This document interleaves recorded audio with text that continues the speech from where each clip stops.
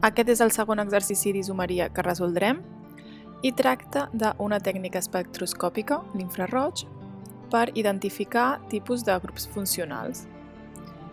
Ens centrarem primer en l'apartat A, que ens diu que encerclem i anomenem tots els grups funcionals de les molècules següents i que a més dibuixem les tres molècules afegint els parells d'electrons no compartits en els heteroàtoms.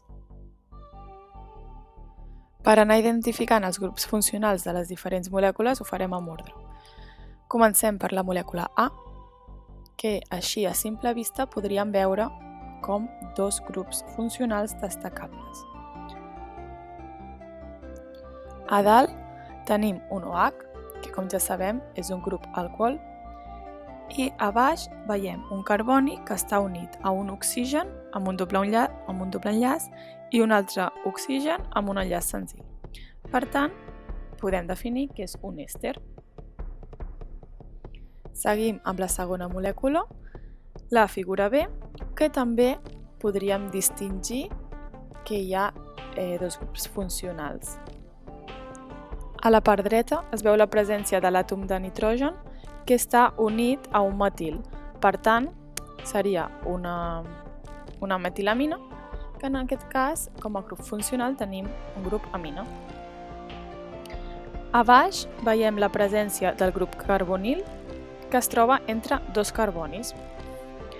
En aquest cas, el carbonil no està unit a un hidrogen, per tant, ja descartem que és un aldehid i posem que és una cetona. Per últim, a la tercera molècula també es poden distingir dos grups funcionals diferents. A la part dreta, tal com hem comentat abans, el grup carbonil en aquest cas sí que està unit a un hidrogen, per tant, tenim un aldehid. A l'esquerra, l'oxigen es troba unit a dos grups carbonats, per tant, és un èter. Per seguir amb la segona part de l'enunciat, el primer que hem de fer és determinar els electrons de valència que tenen tant l'oxigen com el nitrogen, que són els dos heteroàtoms que nosaltres trobem.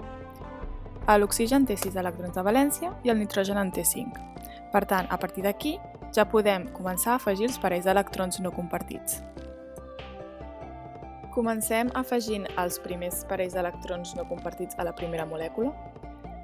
Primer ens centrem en el grup alcohol, que veiem que el seu oxigen té dos parells d'electrons no compartits i això és perquè l'enllaç de l'esquerra que fa amb l'anell aromàtic té un electró i el de l'hidrogen també té un electró. Per tant, en faltaran 4 electrons. I de la mateixa forma, completem els altres dos oxígens. Hem de tenir en compte que el doble enllaç té 2 electrons i per això també falten 4 electrons. L'oxigen queda igual que a la molècula anterior, per tant són 4, i en aquest cas també tenim un nitrogen. El nitrogen, com hem comentat abans, té 5 electrons de valència, per tant, com té 3 enllaços, té un electró per cada enllaç, li faltaran els 2 electrons que ja hi hem posat. I per últim, a l'última molècula, igual que en els casos anteriors, com ja hem comentat, als dos oxígens li falten 4 electrons, per tant els posem d'aquesta forma. Ara entrem a l'apartat B, que ens mostra un espectre d'infraroig i nosaltres hem de determinar a quina molècula pertany aquest, si a la A, a la B o a la C. Llavors hem d'anar identificant els diferents pics, mirar el nombre d'ona i comparar amb la taula que tenim a l'esquerra, que ens dona les dades espectroscòpiques segons els diferents enllaços. Llavors podrem identificar els enllaços i amb els enllaços sabrem la molècula. I així, amb el nombre d'ona i els diferents pics, podem anar identificant els diferents senyals, com l'oxigen amb l'hidrogen que es troba al voltant de 3.200 centímetres a la menys 1, el carboni-hidrogen es troba al voltant dels 2.900, el doble enllaç de carboni amb oxigen al voltant de 1.700, el carboni-carboni al voltant de 1.600 i per últim el carboni-oxigen al voltant de 1.100. I ja tenim els diferents enllaços aquí identificats. Per tant, ja podem definir els diferents enllaços que hem trobat a partir de l'espectre. Ara el que fem és tornar a les molècules que ens ha donat l'altre apartat i a partir d'aquí hem d'anar veient cada una de les molècules, la A, la B i la C, quins enllaços té i quin correspondria al que hem trobat. Ara podem definir que el compost A té aquests enllaços: enllaç oxigen-hidrogen, carboni-hidrogen, doble enllaç entre carboni i oxigen, doble enllaç carboni-carboni i enllaç carboni-oxigen. I tenim que el compost B té aquests 3 enllaços i